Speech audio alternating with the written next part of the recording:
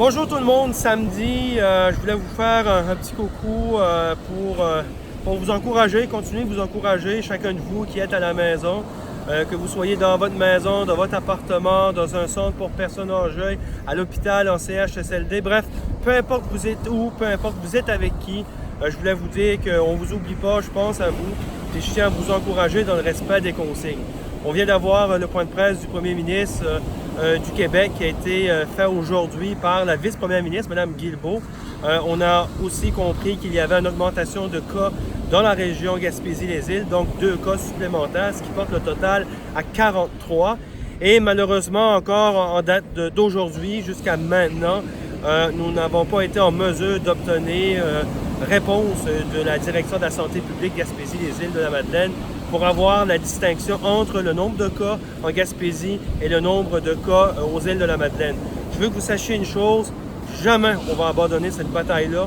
À tous les jours, on va demander qu'il y ait une distinction entre le territoire de la Gaspésie et le territoire des îles. Ce n'est pas juste une question de principe, c'est une question que nous avons le droit d'avoir les données, d'avoir les données les plus précises possibles sur l'état de situation. Et plus que jamais, ces chiffres-là sont importants. Plus que jamais, on a besoin de se solidariser, de se serrer les coudes pour passer au travers de cette situation-là.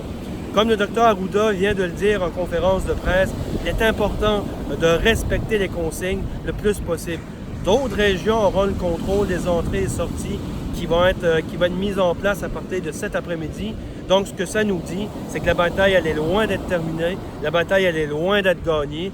Donc, malgré le fait que ça demande beaucoup de patience, malgré le fait que ça demande beaucoup de collaboration de tout un chacun, bien, il faut continuer d'écouter ce que le gouvernement nous demande de mettre en place, ce que le CIS, par exemple, chez nous aux îles, ce que le CIS nous demande de faire en matière de santé publique.